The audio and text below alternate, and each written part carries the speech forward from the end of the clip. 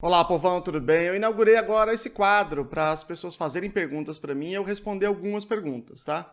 Coloquei lá no Instagram, Lucelmo Lacerda, essa vantagem de ter nome esquisito, né? Fica fácil de achar. Você procura lá, Lucelmo Lacerda, e aí lá nos destaques tem um campo para você mandar o direct para fazer perguntas sobre autismo, outro sobre aba, outro sobre educação especial. Dentro do mesmo destaque, aí você tem 3 stories, um para cada tema, né?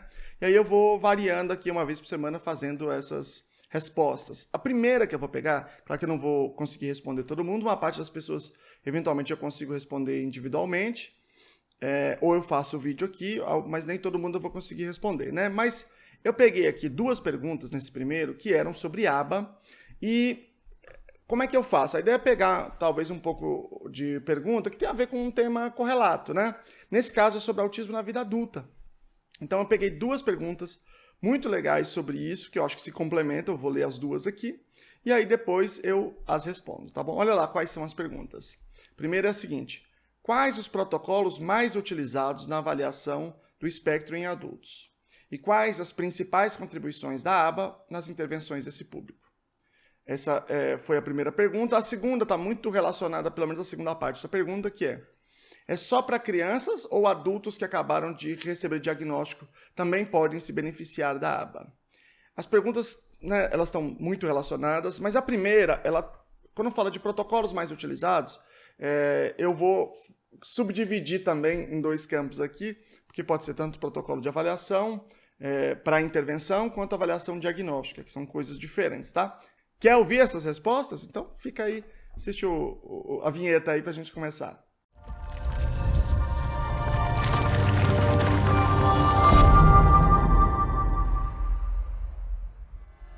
Meu nome é Lucelmo Lacerda, eu sou doutor em Educação pela PUC de São Paulo.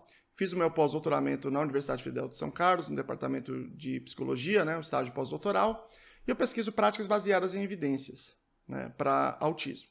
Bom, se alguém vai fazer uma avaliação para autismo na vida adulta, isso é feito por um neuropsicólogo ou pelo médico, pelo psiquiatra. Eu falei bastante sobre isso, como é que é esse processo de diagnóstico, num card que eu vou colocar aqui. Então vai lá assistir depois quem tiver interesse nessa área. Mas, sim, sendo bem resumido, o protocolo, quando se usa um protocolo, o que tem melhor evidência para avaliação diagnóstica é a EIDOS-2.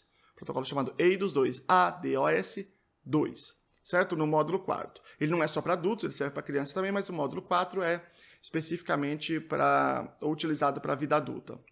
Embora possa se usar várias outras ferramentas para essa avaliação. Vou colocar um outro card aqui também, de uma entrevista que eu fiz com o Djalma, muito boa sobre isso. Djalma Freitas, doutor em psicologia pela USP, e ele abordou muito bem esse tema, bastante profundamente.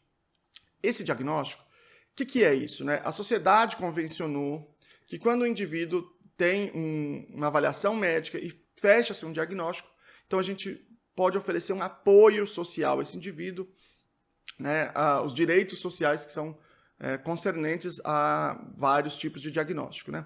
Quando a gente fala de autismo é uma condição dimensional. Você pode ter pouquinhos traços de autismo, daí não tem diagnóstico, você pode ter mais, e se esses traços forem em um montante que traz prejuízo significativo para a sua vida, ou seja, você precisa de apoio, então o médico te dá o diagnóstico. E aí você tem direito a apoio. Os vários direitos relacionados a esse apoio. Hoje ainda nós falamos em nível 1, 2 e 3, embora isso vá acabar, mas seria mais ou menos a seguinte divisão, é o que está no DSM, tá? Nível 1, precisa de apoio. Nível 2, apoio substancial. Nível 3, apoio muito substancial. É mais ou menos essa ideia. Tá, mas qual é esse apoio? Que apoio que nós vamos dar? O apoio é a intervenção, é como que o indivíduo é ajudado para melhorar a sua qualidade de vida. Aí nós temos que nos perguntar, o que a ciência diz que funciona para esses adultos? O que a ciência está dizendo aí que pode apoiá-los, né? Especificamente na condição de pessoa com autismo. Aí chega a segunda parte, né? Aí eu preciso fazer uma outra avaliação, porque a avaliação diagnóstica não resolve o meu problema. Porque as pessoas com autismo são de milhões de diferentes formas. Então eu só sei que ele tem autismo, mas o que aquele indivíduo precisa, eu não sei. Daí eu preciso ter uma outra avaliação, uma avaliação de repertório, de quais são os comportamentos dele. Agora presta atenção, que eu vou fazer uma divisão aqui muito clara. Se eu estou falando do indivíduo que nunca teve o diagnóstico, que agora procurou o diagnóstico e teve, é óbvio que nós estamos falando de um caso muito mais leve, de um caso que normalmente é um indivíduo que não teve atraso na fala, ou teve pouco, mas fala bem, usa a fala como principal ferramenta de comunicação, um indivíduo que tem a inteligência preservada, né, uma inteligência ali, em um certo nível que não atrapalha de uma maneira significativa a sua qualidade de vida. Portanto, nós estamos falando de um caso que antigamente a gente chamaria de Asperger, de modo geral, né? Esse é um indivíduo que tem, normalmente, o diagnóstico atrasado, o diagnóstico já na vida adulta, como eu, por exemplo, que tive o diagnóstico já na vida adulta. Bom, aí nós temos um perfil, que eu vou falar aqui em geral, tá? Isso pode ser alterável, mas em geral tem um perfil aqui de um conjunto de intervenções que normalmente é atinente a este grupo. Uma outra coisa diferente é a intervenção que a gente faz com adultos também, mas que tem um comprometimento maior e que, portanto, muito provavelmente já tiveram diagnóstico lá na infância, ainda que não seja de autismo, pode ser deficiência intelectual e depois o de autismo também, né? Em geral, esses quadros com maior necessidade de apoio, né, nível 2 e 3, na sua grande maioria você tem uma deficiência intelectual ou algum prejuízo cognitivo bastante mais significativo. Então nós temos esses dois grupos aqui e eu vou falar como é que nós temos a aba para esses dois grupos. Mas antes eu devo dizer o seguinte: quando a gente vai falar de tratamento, não é o que eu acho, nem o que você acha. Tudo isso tem a menor relevância. Minha opinião não tem relevância nenhuma. O que importa é quais são as evidências disponíveis. O que tem evidência, o que tem demonstração científica de que é um tratamento de verdade ou não, né? Nesse caso, no caso da vida adulta, nós temos uma grande meta-análise que se dedica a ela. Existem duas grandes revisões sistemáticas no mundo sobre autismo. Uma é do National Clearing House, o outro é do National Autism Center. O do National Clearing House só vai ter 22 anos. Então, para efeito dessa conversa aqui, eu vou descartar. Eu vou considerar só o outro porque ele tem duas categorias, até 22 anos e de 22 anos para frente. Até 22 anos, eles descrevem 14 coisas que têm evidência e que eu não vou explicar aqui agora porque não é esse o objetivo. De 22 anos para frente, só tem uma coisa que tem evidência. Não estou falando de remédio. Remédio é outra coisa, tá? Só tem uma coisa, uma prática que tem evidência. Se chama intervenção comportamental. Ou posso chamar também de intervenção baseada em aba. Só que essa intervenção ela não é a mesma coisa para todo mundo. Por isso que eu vou traçar aqui esses dois perfis. Ela é individualizada, altamente individualizada. Então, vou traçar aqui, de um modo geral, quais são esses perfis de intervenção. Então, vamos lá. Vamos pensar nesse caso mais Asperger, digamos assim, né? Esses indivíduos, de um modo geral, eles têm prejuízos nas áreas das habilidades sociais, de pensamentos, né, de comportamentos cognitivos inflexíveis, uma certa inflexibilidade cognitiva, né? Podem ter dificuldade também na comunicação complexa, por exemplo, na utilização de figuras de linguagem ou de discursos um pouco mais abstratos. Então, basicamente, nesses campos aqui que você vai ter uma intervenção. E aí, o que nós temos em termos de protocolo de avaliação? Que essa era a primeira pergunta. Nós temos vários protocolos de avaliação de habilidades sociais, Socially Save. Eu vou colocar um link de cada um aqui para vocês verem aqui um estudo ou do próprio protocolo. Socially Save, Social Skills Solution. E tem um que tem bastante evidência que chama PEERS, P-E-E-R-S. O PEERS, ele é um protocolo de habilidades sociais, ele tem uma divisão, né? Tem lá para criança, adolescente, tem para vida adulta específico. Ele é para uma faixa bem leve, bem leve. Se eu voltasse no tempo e eu pudesse ter uma intervenção no tempo certo, seria provavelmente com PEERS a avaliação que seria feita, né? Então, ele é um protocolo excelente, e esses outros também são excelentes, tá? Nós temos também protocolo de linguagem, temos o protocolo de tomada de perspectiva do Barnes-Holmes, temos o protocolo PIC, que ele é o protocolo desenhado baseado nos marcos do desenvolvimento, portanto ele vai abarcar uma idade ali que, se não me engano, vai ter 11 anos, mas quando a gente fala de linguagem complexa, lá no último, você pode ter alguns aspectos da linguagem complexa ali que não estão presentes mesmo em adultos, né? É que aquela habilidade deveria ser desenvolvida, ela seria desenvolvida normalmente na infância, mas não quer dizer necessariamente que o protocolo só sirva para a infância, tá? Então, esses são alguns exemplos de protocolos que a gente poderia utilizar nesses casos.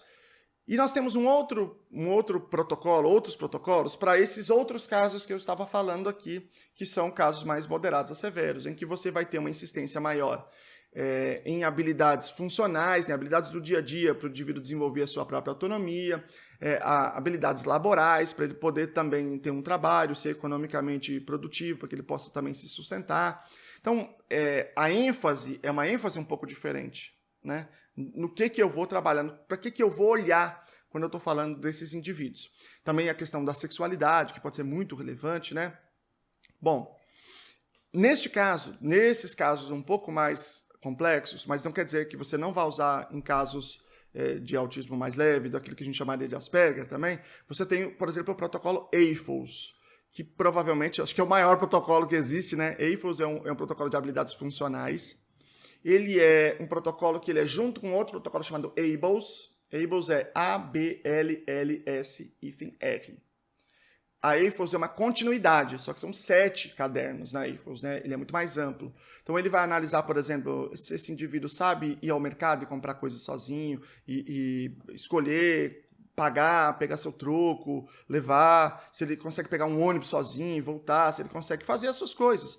Todas as coisas que são exigidas de uma vida com autonomia, né? Se ele consegue ir a um ambiente estudar alguma coisa e lidar com as pessoas que estão ali, depois voltar. Então tem aspectos das habilidades sociais também envolvidos aí, principalmente em situação de estudo. Ele é bem amplo, é um protocolo bem amplo. Então a AFOS é o principal protocolo quando você fala de adolescente e adulto, de um modo geral. Mas ele não vai abarcar essas habilidades sociais mais complexas, certo? São as habilidades funcionais. E que envolve também, nesse caso, habilidades laborais de uma maneira bastante expressiva. E nós temos um outro protocolo, que também não serve só para adolescente e adulto, né? Também serve para pessoas menores, mas que em geral é mais utilizado nesse campo, que é o Essential for Living, que é para aqueles casos pesadíssima. Casos muito sérios, com muita dificuldade, bem sérios. Para esses casos, o Essential for Living é melhor, né? Ele tem um enquadramento, digamos assim, para esse fenômeno mais interessante. Então, esses são os principais protocolos de avaliação. Com esses protocolos feitos, se você fez direito, claro, né? Você tem a base para poder fazer a intervenção baseada em aba, que é a intervenção hoje, que é a intervenção efetiva para esta faixa, ok? Agora, como é que é a intervenção? Aí, voltando aqui, novamente eu vou dividir aqui. A intervenção em termos de habilidades sociais, por exemplo, ela vai acontecer individualmente. Então, por exemplo, eu, Selma, eu faço terapia individual. Eu e o meu terapeuta, certo? Ela é psicoterapêutica. Ou seja, o que eu estou fazendo uma definição grosseira aqui, só para vocês entenderem mais ou menos como é que funciona, tá? O que o meu terapeuta manipula, em termos de ambiente, é verbal. A nossa interação é uma interação verbal. Então, por meio da interação verbal, ele manipula esse ambiente verbal, né? Para eu poder falar sobre o que eu penso, o que eu sinto, e a gente tentar fazer coisas aqui para eu melhorar a minha relação com o ambiente, né? Quando você está falando de uma intervenção baseada em habilidades sociais, muitas vezes ela tem esse caráter individual, né? Por exemplo, eu faço muito em termos de algumas habilidades sociais, por exemplo, conjugais ou parentais, mas você também pode ter o treino de habilidades sociais, que pode ser também individualmente, mas tem outras interações. Além de simplesmente eu falar sobre aquele assunto, eu posso ter outros aspectos. Eu posso treinar, ensaiar de várias formas essa interação social. E temos também os grupos de habilidades sociais, em que vou falar assim, bem rapidamente como é que seria a dinâmica, eu posso depois falar mais sobre isso. Eu vou colocar um card aqui também de um vídeo que eu fiz sobre isso.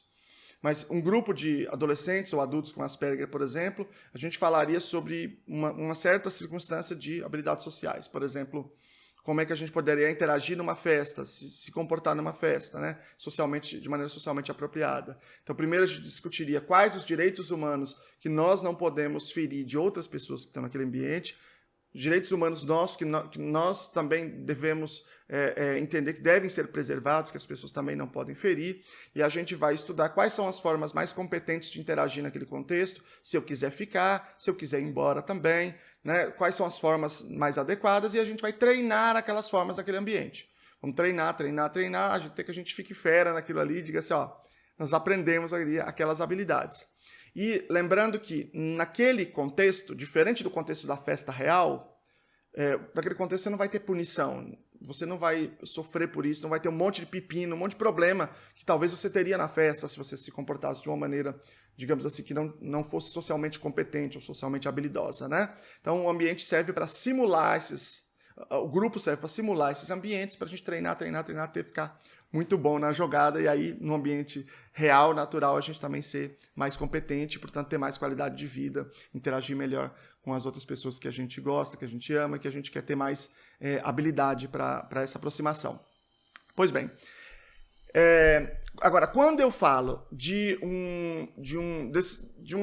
uma intervenção que tem essas habilidades, digamos assim, um pouco mais profundas, né, digamos assim, não sei se essa é uma boa palavra, mas enfim, só para fins didáticos, aí você vai ter que ter outros mecanismos que é muito mais próximo de uma intervenção baseada em aba para criança. Que você arranja o ambiente, você cria uma oportunidade para o indivíduo se comportar. Vamos imaginar que eu estou fazendo uma intervenção para um indivíduo aprender a trabalhar em um certo ambiente. Ele quer trabalhar como, sei lá, como vendedor, certo? Ou balconista em algum lugar. Legal? Só que ele não tem ainda as habilidades para fazer aquilo. Então, eu crio um certo ambiente. Né? Eu explico para ele, observa eu fazendo como ele deveria fazer, e aí ele faz aquilo e a gente vai treinando para ele fazer da maneira adequada, cumprindo todos os critérios daquele ambiente onde ele quer trabalhar. E lembrando, isso aqui não é necessariamente só para quem tem deficiência intelectual. Você pode ter, por exemplo, um indivíduo que é uma fera na informática, tem um doutorado, mas ele não consegue trabalhar em lugar nenhum, porque ele chega lá e daqui a pouco já arruma confusão com todo mundo, ele não consegue ficar naquele ambiente e não adianta, ele não consegue lidar com feedback, com instrução, com um monte de coisa. Então a gente pode ensinar todas essas habilidades para ele, né? Nesse ambiente mais estruturado aqui, né, como uma intervenção baseada em aba mesmo, que você diz assim, onde que você precisa chegar aqui? Então a gente quebra essa habilidade em pequenas partes e vai ensinando uma por uma. Então a gente expõe o indivíduo à situação, se ele não consegue fazer, a gente introduz uma ajuda, depois a gente vai retirando progressivamente a ajuda, o esvanecimento, aí desenvolve essa habilidade, depois essa. Ou seja, como só assistir o canal aqui, ver um monte de vídeo que a gente tem aqui sobre intervenção baseada em aba.